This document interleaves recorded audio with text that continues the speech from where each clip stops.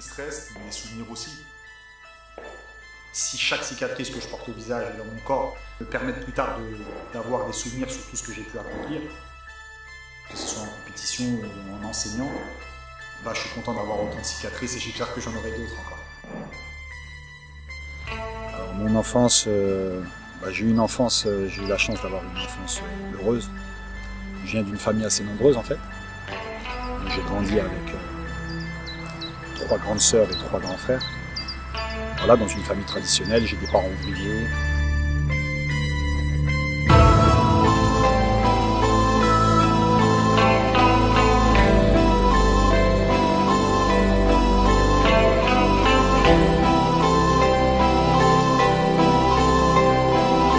J'ai reçu une éducation assez stricte, parce que pour mes parents qui sont venus d'Afrique, en fait, qui sont venus d'Algérie, ils sont venus en France pour travailler, quoi.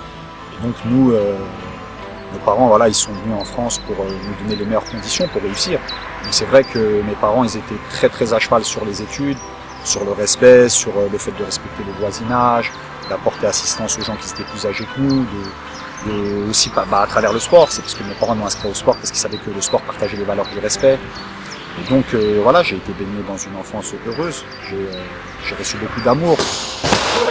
J'ai grandi en banlieue, j'ai grandi dans un quartier populaire. Donc voilà, j'ai vécu plein de bonnes choses. Et puis je suis content d'avoir eu cette enfance, d'avoir aussi grandi dans ces conditions-là, parce que c'est ce qui m'a permis d'être fort aujourd'hui, c'est ce qui m'a permis d'avoir les valeurs et les principes que j'ai.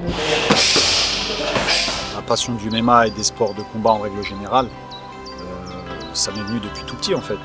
Lorsque j'avais 5 ans, 6 ans, ma mère m'a inscrit dans les clubs de sport de combat de la ville, quoi. Parce que comme toute mère, elle espérait que son fils sache se défendre. Et donc elle m'a lâché dans les sports de combat et tout de suite j'ai accroché et je me suis rendu compte que j'avais des prédispositions pour ça. Et donc j'ai commencé la lutte à 5 ans et puis jusqu'à une dizaine d'années j'ai enchaîné la lutte, le karaté et le judo. Je tournais à peu près sur les 3 sports et je me suis rendu compte que la lutte c'était le plus efficace. Donc j'ai continué jusqu'à 12-13 ans. Alors pour moi le MMA c'est le summum du sport de combat en fait.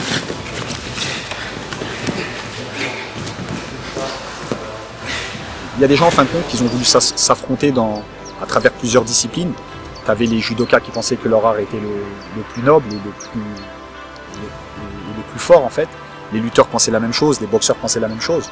Et donc ils ont créé un tournoi en confrontant en fin de compte les gens qui venaient de différents arts martiaux. Et c'est le premier Ultimate Fighting, c'est en 93. Et ensuite par la suite les gens ils se sont rendus compte que chaque pratiquant avait des lacunes. Le lutteur était bon mais ne savait pas boxer, le boxeur était bon mais ne savait pas lutter, ne savait pas projeter un adversaire. Et c'est grâce à ce tournoi qu'on s'est rendu compte qu'il fallait créer une discipline qui regroupait tous les sports. Et le MMA est né à cette période-là. Donc pour moi, voilà, le MMA c'est le sport le plus complet, le sport le plus dur qui existe. Et c'est le sport qui ressemble le plus à la rue, à tous les sports en fait. Et si moi j'ai choisi ce sport-là, malgré que je suis passé par tous les autres sports, c'est parce que je me suis rendu compte que c'était le sport le plus efficace et le plus réaliste qui existait. Tiens-moi quelque chose, emmène-moi ça au sol. Balaye les gens, balaye les gens. On ne peut pas faire une discipline et prétendre maîtriser le sport de combat en fait. C'est bien fait, reste à terre là.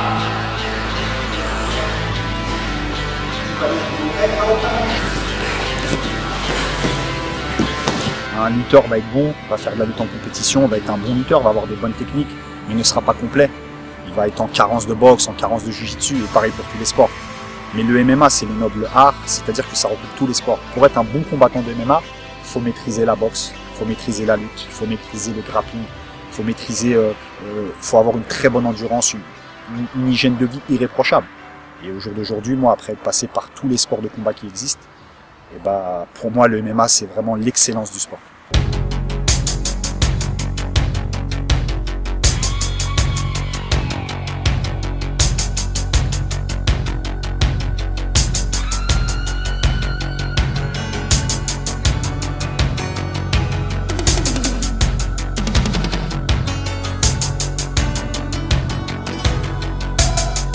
Place.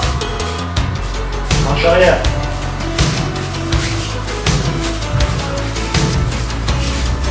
Stop. Avant.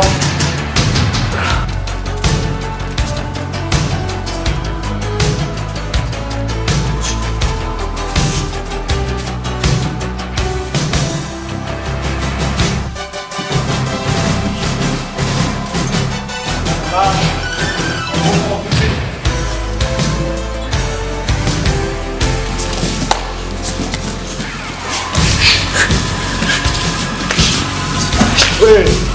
Allez, 2. Sprint. 3. Oui. Oui. 4.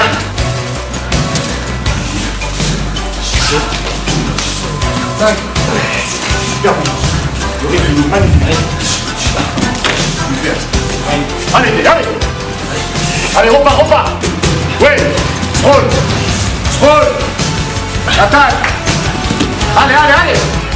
Repartez. Économise-toi pas. Allez. Il est beau le rythme. Super. Allez, marchez.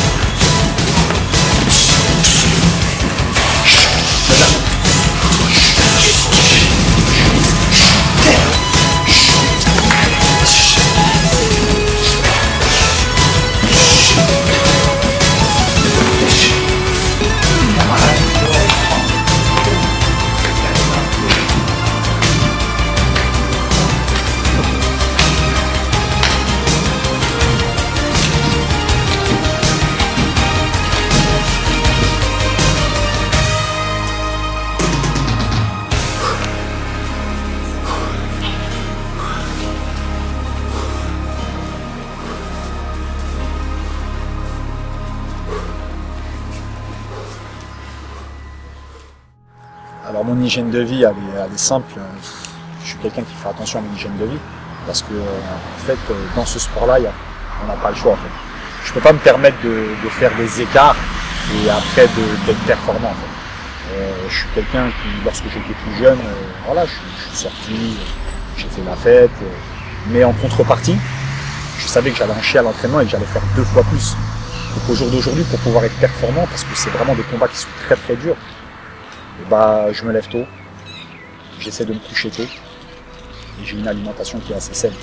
C'est-à-dire qu'il y a certaines choses que je ne mange pas, les fast-food, la restauration rapide dehors, j'essaie d'éviter parce que je sais que ça va me nuire. Et après mon hygiène de vie elle est simple, hein. Comme je t'ai dit, je me lève tôt, je vais bosser, je m'entraîne tous les jours.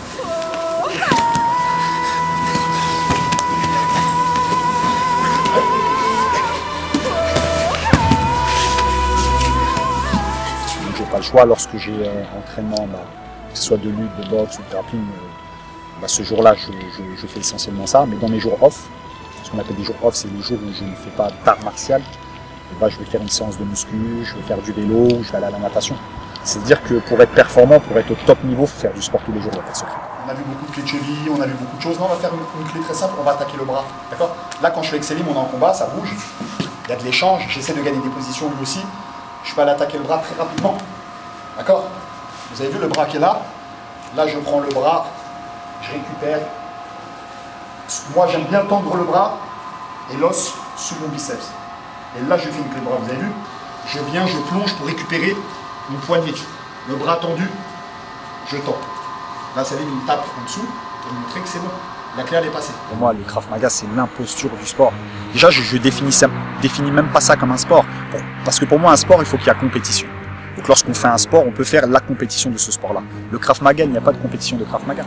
Le Krav Maga, en fin de compte, c'est un art de self-défense qui a été inventé par certaines personnes en voulant faire croire aux gens qu'en maîtrisant ce self-défense, on pouvait faire face aux situations de la vie. Et pour moi, c'est mentir aux gens, c'est vendre du rêve aux gens en fait. Comment tu veux enseigner à une mère de famille ou de 50 ans à lui faire croire que lors d'une agression dans la rue, lorsqu'elle va être confrontée à des choses compliquées, par rapport au petit cours de self-défense qu'elle a reçu, elle va pouvoir s'en sortir. Pour moi, c'est utopique. Pour moi, c'est un rêve irréalisable. C'est mettre des gens en difficulté. Moi qui ai connu tous les arts martiaux, qui fais ça depuis tout petit, si je pensais que dans le Krav Maga, il y avait des bienfaits, j'en ferais. mais il n'y a aucun bienfait. Pour moi, c'est mettre en difficulté les gens. Moi qui a une femme et qui ai des sœurs, demain face à une potentielle agression, je ne leur conseillerais pas d'aller affronter un homme qui a un couteau ou une arme. Je leur conseillerais de fuir, d'appeler la police ou d'appeler à l'aide. Mais les enseignants dont Ropers, dont tu me parles, qui enseignent le self-défense et qui veulent faire croire à ces gens-là, pour moi, c'est que le seul but, c'est de gagner de l'argent. Ils veulent faire croire à ces gens-là qu'ils peuvent se sortir de ces situations-là. Mais ses propres enseignants, ses propres pratiquants, eux, ne se sont jamais mis dans ces situations-là. Donc ça veut dire qu'ils parlent de choses qu'eux-mêmes ne maîtrisent pas. À la différence avec le MMA, c'est que nous, le MMA, c'est exactement le sport par excellence. C'est-à-dire on se retrouve dans toutes les situations possibles. On se retrouve, si demain, moi, dans la rue, je me retrouve face à un agresseur qui veut se battre avec moi, je serai prêt à affronter cet agresseur. Parce que je suis préparé pour. Parce que je maîtrise l'art pour le mettre en difficulté, pour le boxer, pour l'emmener au sol, pour le maîtriser. Ça, c'est ce que nous, on apprend tous les jours. Mais le self-défense, c'est du rêve. Sincèrement, pour moi, le self-défense, il faut soit faire ça dans un but, dans un amusement, mais en passant bien le message que c'est juste un art pour prendre du plaisir, pour ce que lorsqu'on sort du boulot, on va faire un peu de sport et qu'on est content. Mais surtout, ce qu'il faut dire aux gens, c'est qu'il ne faut pas leur faire croire qu'ils vont pouvoir régler des situations qui sont compliquées. Moi, ça fait 25 ans que je fais des arts martiaux. Je suis en très bonne forme physique, grâce à Dieu, j'ai une bonne santé. Et je sais que demain, dans certaines situations, je sais que je ne pourrais pas tout régler non plus. Face à deux personnes qui ont des couteaux, face à quelqu'un qui a une arme, voilà, je sais que je ne peux pas faire de miracle.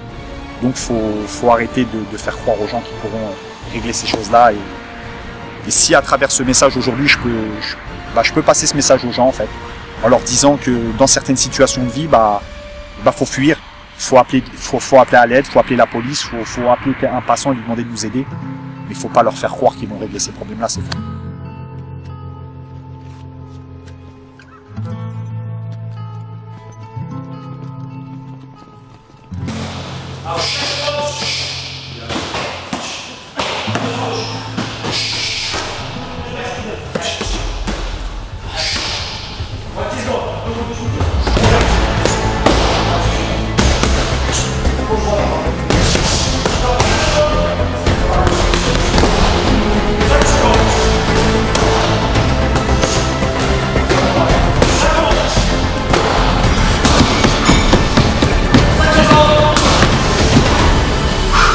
Les gens abandonnent en fait, mais c'est pas des abandons de lâcheté en fait. C'est des abandons parce que l'entraînement il est vraiment dur. Toi qui t'entraînes avec moi ou tous les gens qui s'entraînent avec moi, ils se rendent compte que certaines fois déjà en fin de compte tout est une question de forme et de méforme. Il y a des jours où on est moins performant parce qu'on a une journée difficile, mais par contre l'entraînement il reste toujours aussi rigoureux. Donc moi en tant que coach, si tu veux, je calcule pas mes entraînements selon ma journée ou selon la journée de mes élèves. Il faut que l'entraînement il soit toujours dur. Quand je dis dur, c'est qu'il faut qu'à chaque entraînement on progresse. Il faut qu'à chaque entraînement on apprend quelque chose. Donc lorsque tu viens à mon cours et tu fais 1 heure d'entraînement et qu'à une demi-heure de la fin tu veux te poser, je te laisse te poser. Parce que je sais que déjà si tu as fait la première heure, tu as fait ce qu'il fallait en fait. Parce que dans certaines salles, dans beaucoup de sports, d'autres sports et dans certaines salles en fait, l'entraînement il est sur 1h30. Mais il y a au moins une demi-heure où ça se met en route, il y a beaucoup de moments où il ne se passe rien. Que nous, du début à la fin de l'entraînement, on est au taquet. Donc quelqu'un qui fait déjà 1 heure et qui abandonne à une demi-heure de la fin, c'est déjà très très bien. Déplace-toi. Déplace-toi en sens inverse. Oui. Regarde ta dernière marche, la garde.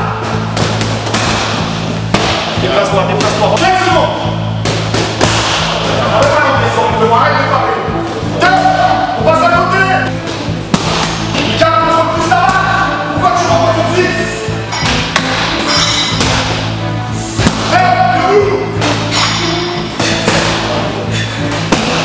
La garde ça.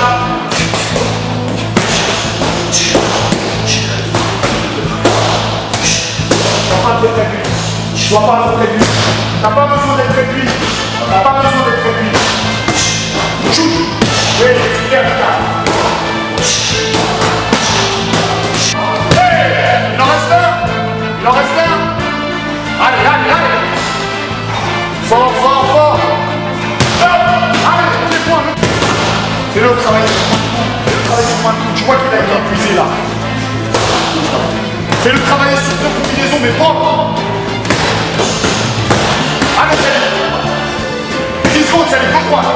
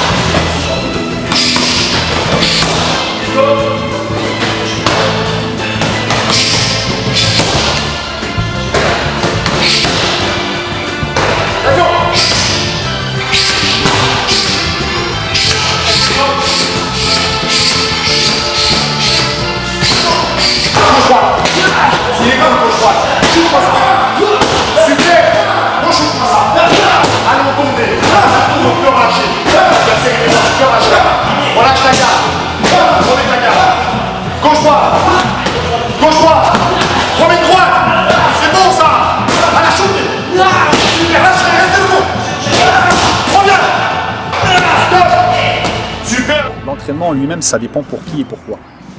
Moi, dans mon cours, j'ai différentes personnes. J'ai des gens qui viennent pour le loisir, des gens qui viennent pour la compétition, des gens qui viennent pour se défouler. En fin de compte, ce qui est bien dans le MMA, c'est que tout le monde y trouve son compte. Celui qui vient pour perdre du poids, il va perdre du poids. Celui qui vient pour apprendre des techniques particulières, il va les apprendre. Celui qui vient pour se défouler, il va se défouler. Et celui qui vient dans le but de faire de la compétition et de devenir un champion, il va aussi y trouver son compte. Mon approche de l'entraînement, me concernant moi personnellement, ça va dépendre de mon calendrier en fait de compétition. Si j'ai une compétition dans longtemps, bah, je vais m'entraîner sur le long terme. Si j'ai une échéance qui est très proche, je vais monter la dose d'entraînement, je vais être plus dur dans mon entraînement. Et puis logiquement, en étant comme ça, bah, les résultats ils sont à la clé, tu vois.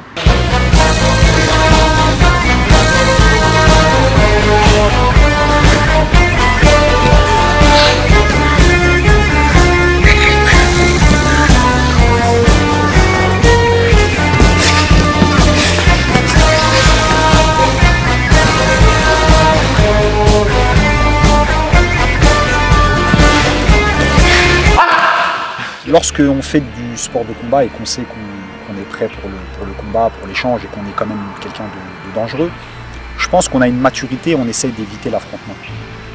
Je pense que tous ceux qui font du bruit, qui braillent, qui aiment bien, si tu veux, faire les durs, ce sont des gens qui ne sont pas durs. Parce que le vrai dur, il ne fait pas le dur. Si tu veux, moi, j'ai pas besoin de prouver aux gens que je suis fort. Voilà, j'ai confiance en moi, je pratique ce sport depuis des années, donc je sais que je suis bon. Maintenant, malheureusement, si demain j'étais amené à me servir de ce que je sais faire et que je ne suis pas en tort, quelqu'un vient me prendre la tête, vient m'agresser, bah, je vais être obligé de répondre et bien sûr que j'utiliserai mes techniques.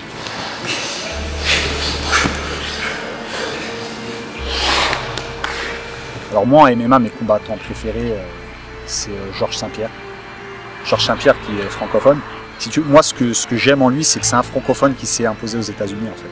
Il est parti de rien, il s'entraînait dans sa salle au Québec. Et il a été affronter les meilleurs dans leur discipline. Et il a été champion à l'UFC. Et il a défendu sa ceinture une quinzaine de fois. Donc il a perduré sur le temps, il a été champion 10 fois. Et il est parti invaincu.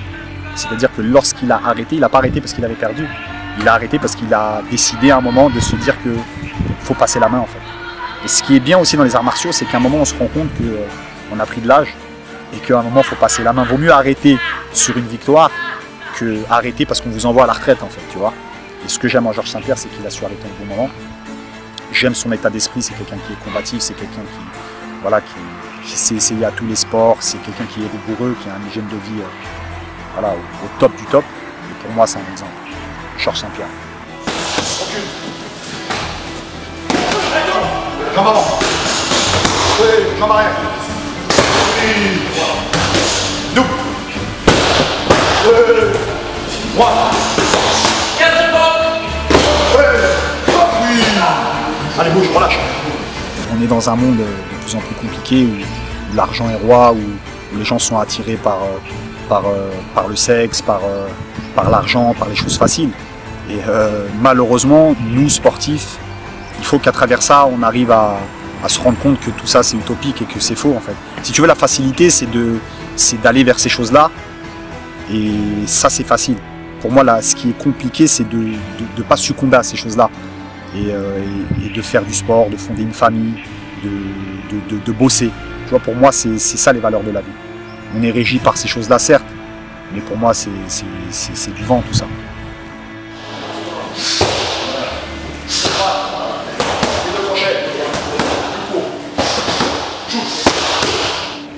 Toi, au niveau tête, comment t'es devenu franc, machin, t'as pas besoin d'être dans la souffrance. Il faut que tu aies confiance en toi. Plus tu auras confiance, plus tu vas avoir confiance et tente des clés sur moi. Ouais. Si tu fais que te défendre, tu te dis pas que moi. Faut pas que j'en prenne. Tu sais, psychologiquement, il faut pas que j'en prenne. Mais c'est pas bon, tu peux m'en mettre. Si tu veux, j'ai pas eu besoin de faire de grands efforts pour me rendre compte que j'aimais les arts martiaux. Depuis tout petit, j'ai été dans les arts martiaux. Lorsque j'ai été plus jeune, je me suis souvent battu. Donc si tu veux, c'est quelque chose de naturel en moi. La rage au ventre parce que j'aime les sports de combat. J'aime me confronter à des gens qui s'entraînent aussi dur que moi. Si tu veux, moi, dans ce sport-là, je cherche pas la facilité. Je m'entraîne très dur pour la suite aller en compétition et me rendre compte est-ce que mon entraînement très dur a été bénéfique? Est-ce que je suis au niveau? Est-ce que les gens qui s'entraînent dans dans différentes disciplines ou dans d'autres clubs ou même des étrangers, parce que je rencontre des étrangers. Qu'est-ce qu'ils ont de plus que moi, qu'est-ce qu'ils ont de moins que moi? Et c'est ça qui me donne cette rage en ventre, c'est parce que j'aime la compétition. Pour moi, je disais des fois ironiquement, je préfère aller faire une grosse compétition où je vais recevoir des coups, je vais en donner, que passer du temps avec une fille ou passer du temps à faire autre chose, tu vois. J'aime le sport de combat, j'aime l'échange.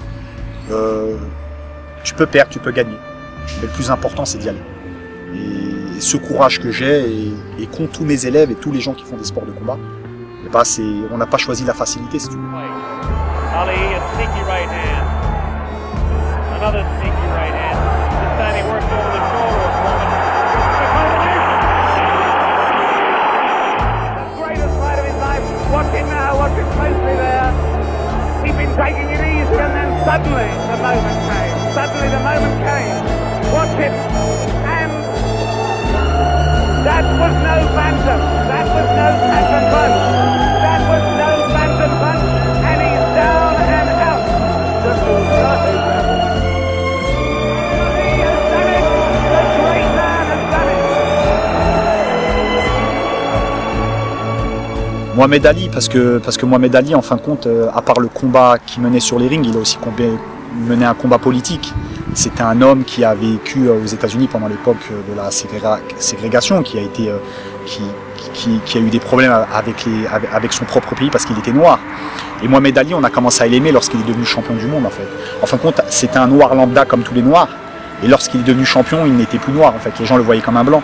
Et donc, il a mené un combat sur les rings, mais il a aussi mené un combat pour les droits des noirs aux États-Unis. Et c'est pour ça que je suis Mohamed Ali.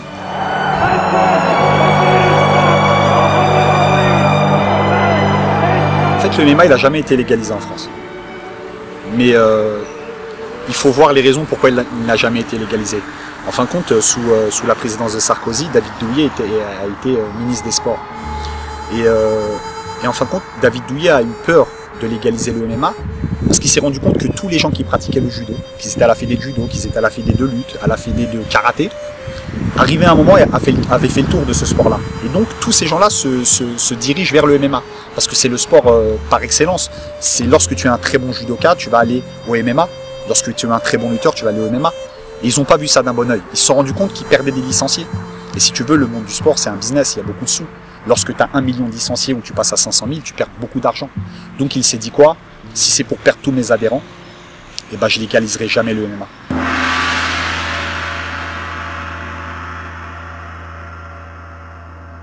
Stop. Tu vois, quand tu répètes, à un moment, repose tes jambes.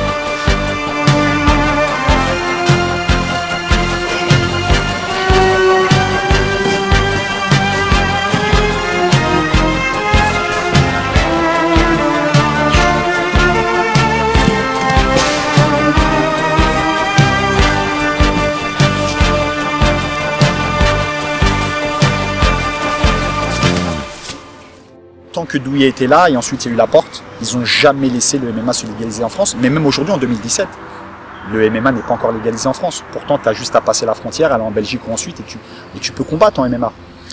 En faisant ça, ils ont perdu les meilleurs combattants. Moi, je peux donner des exemples. Karl Amoussou, combattant français, connu dans le monde entier, qui a gagné le Bellator, qui est aujourd'hui champion du Cage Warriors. Un exemple pour nous, a changé de nationalité. Il s'est fait naturaliser allemand. Il a été invité sur BeIN Sport, on lui a demandé pourquoi, il a tout simplement expliqué qu'il ne se sentait plus français, il ne sentait plus la France l'aider. Un champion comme ça, faut le mettre en avant, il faut le subventionner, il faut être derrière lui. Et il a passé la frontière, il était en Allemagne, il a reçu tout ce que la France ne lui a pas donné. Donc moi je trouve ça très triste. Tu vois, la France est un pays très dur sur ses législations et je veux bien sur certaines choses. Mais sur le sport, on n'a pas le droit de faire ça. Moi, ma philosophie de vie, elle est simple. Pour moi, il faut vivre, il faut être heureux, faut faire du bien autour de soi, faut être souriant. Tu vois, moi, je suis quelqu'un, quand je prends le métro, je souris aux gens, alors que je vois que tout le monde est fermé, tu vois. Ma philosophie de vie, c'est de ne pas se prendre la tête, tu vois. De s'occuper des siens, de partager des bons moments avec des amis, voilà, parce que moi, je suis religieux, donc de rendre à Dieu ce qu'il m'a donné. Moi, je suis quelqu'un qui me dit que tous les jours, si je suis en bonne santé et que j'ai plein de choses autour de moi, c'est grâce à quelqu'un. Pour moi, c'est grâce à Dieu.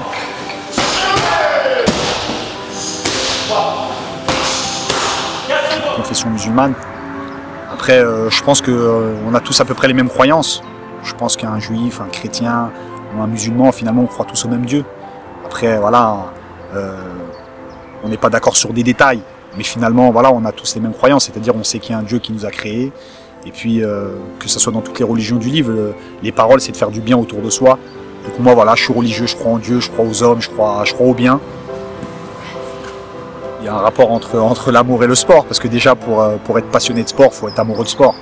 Donc pour moi, les mots se rejoignent, tu vois. Et puis le sport aussi, c'est lié à l'amour à travers plein de choses. Tu as des gens qui sont passionnés de sport parce qu'ils gagnent leur vie comme ça, donc c'est pour rendre ce bien-là à une femme, à des enfants. Tu en as qui sont passionnés parce qu'ils ont eu des parcours difficiles et donc ils s'en sont sortis grâce au sport. Alors pour dire mon plus beau combat, il faudrait que je sois en fin de carrière. Mais à 32 ans, si tu veux, et surtout en MMA, je suis au début de ma carrière. En fait, on peut combattre jusqu'à plus de 40 ans, surtout quand on a une bonne hygiène de vie. Donc mon plus beau combat, je sais pas. Je sais pas si c'est lorsque j'ai combattu en championnat de France de Pancrace à Marseille, que mon frère m'avait accompagné, que j'étais avec des amis à moi et que j'ai gagné. Je sais pas si c'est mes premières victoires en grappling, je sais pas si c'est mes premières victoires en lutte quand j'étais plus petit. Je sais pas si c'est mon premier combat de sambo que j'ai gagné. En fait, j'ai tellement de beaux souvenirs dans mes combats que je n'arrive pas à en retirer un. Magnifique. Mais j'espère qu'à la fin de ma carrière, je pourrai te répondre à cette question et te dire c'était lequel mon plus beau combat. Magnifique. Allez, dis un petit mot là, dis un petit mot, Ferraz. Je suis content. Quand tu pratiques les arts martiaux, tu as une hygiène de vie et tu as une façon de penser qui est différente. Parce que les arts martiaux, c'est des règles. Et dans la vie aussi, il y a des règles. Donc pour moi, les deux sont liés en fait. Lorsque tu es quelqu'un qui est apte à suivre les règles du sport, tu seras apte à suivre les règles en société. Donc bien sûr que ça m'a apporté et c'est pour ça que je suis rigoureux aussi. Quand tu fais du MMA ou un sport de combat qui est dur en lui-même, ça va te permettre d'être plus fort dans la vie. Dans la vie, il y a beaucoup de difficultés. On vit dans une époque où les choses sont très dures. Et ce qui te permet de surmonter ces choses-là, c'est d'avoir un bon mental. Et le MMA t'aide à avoir ce bon mental. Lorsque tu vas dans la salle et tu vas te faire chier pendant 2 heures à donner des coups, à recevoir des coups, et ben si tu veux, demain dans la vie, tu n'auras plus peur de recevoir des coups. Et je pense que quelqu'un qui fait des sports de combat et qui n'a pas peur de se faire mal, aura plus de facilité à réussir sa vie.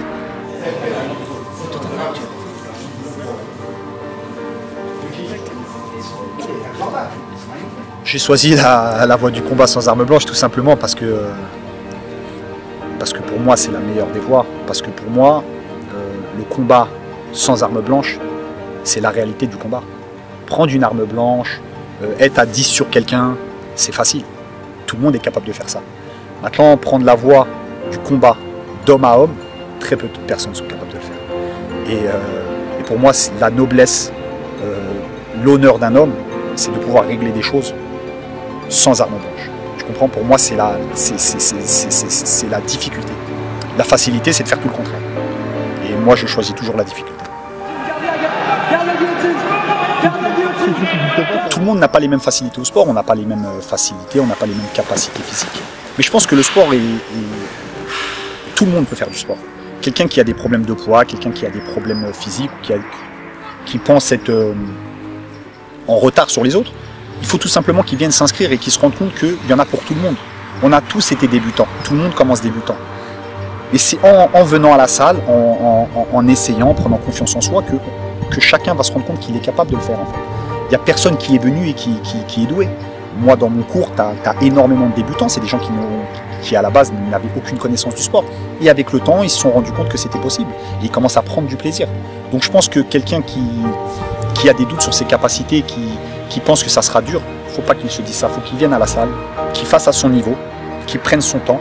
Et au final, il y arrivera comme tout le monde. travers le sens de la vie, bah, ça dépend si j'ai une approche humaniste ou religieuse. Moi, je suis quelqu'un qui croit en Dieu, donc je suis de confession musulmane. Donc le sens de la vie, pour moi, l'existence en elle-même, c'est simple en fait. On est sur cette terre pour être des exemples en fait. Moi, je suis de confession musulmane, donc je pratique ma religion du mieux que je peux, et ma religion m'enseignait quoi? De faire du bien autour de moi. Donc je pense que la vie, en fait, c'est construire sa vie, c'est faire des études, c'est avoir un boulot, c'est se marier, c'est faire des enfants, mais c'est aussi faire du bien autour de soi. Et dans les arts martiaux, on fait du bien autour de nous. On partage des moments sportifs avec les gens avec qui on est dans la salle.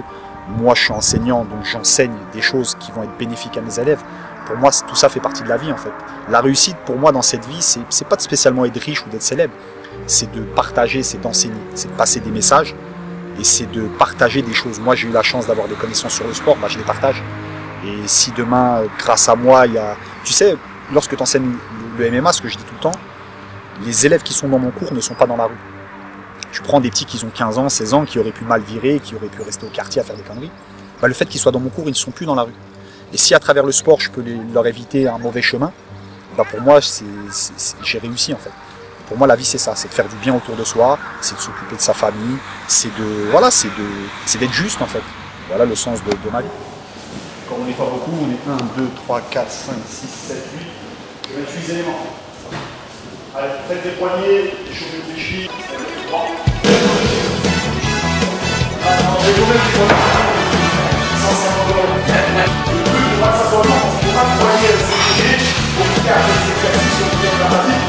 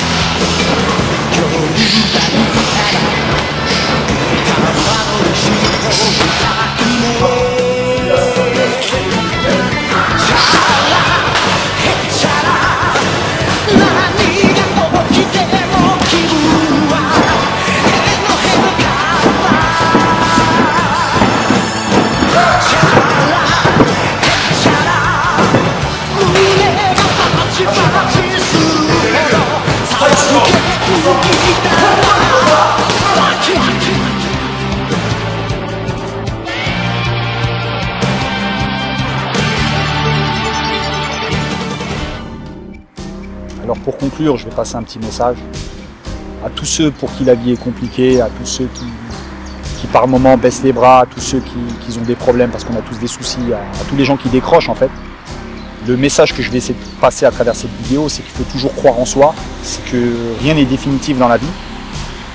On peut être peiné par rapport à un décès, on peut être peiné par rapport à une séparation amoureuse, on peut être peiné parce qu'on a des difficultés au boulot, parce que la vie est très difficile. Il faut toujours avoir espoir, il faut toujours avoir confiance en soi. Et ne jamais oublier qu'après un mal, il y a toujours un bien. C'est une philosophie que j'ai, c'est ce que ma religion m'a appris, c'est ce que mes parents m'ont appris. Après une difficulté, il y a toujours une facilité. Donc même si la marche est compliquée, même si on tombe souvent, il faut toujours se dire qu'on va se relever.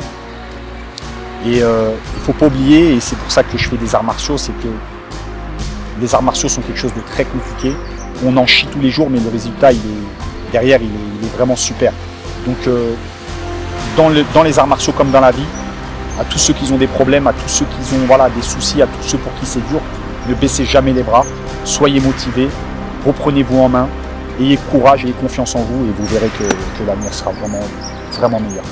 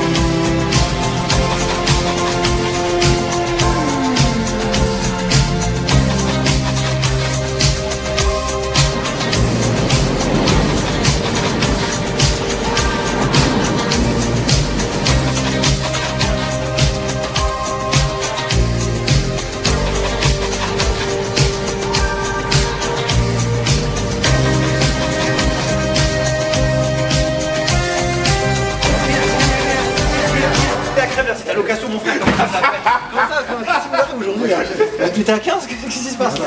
Loulou, on cachette quand même. Les cicatrices restent, mais Alors les cicatrices restent, mais les souvenirs aussi. Si chaque cicatrice que je porte au visage et dans mon corps me permettent plus tard d'avoir des souvenirs sur tout ce que j'ai pu accomplir, que ce soit en compétition ou en enseignant, bah, je suis content d'avoir autant de cicatrices et j'espère que j'en aurai d'autres encore.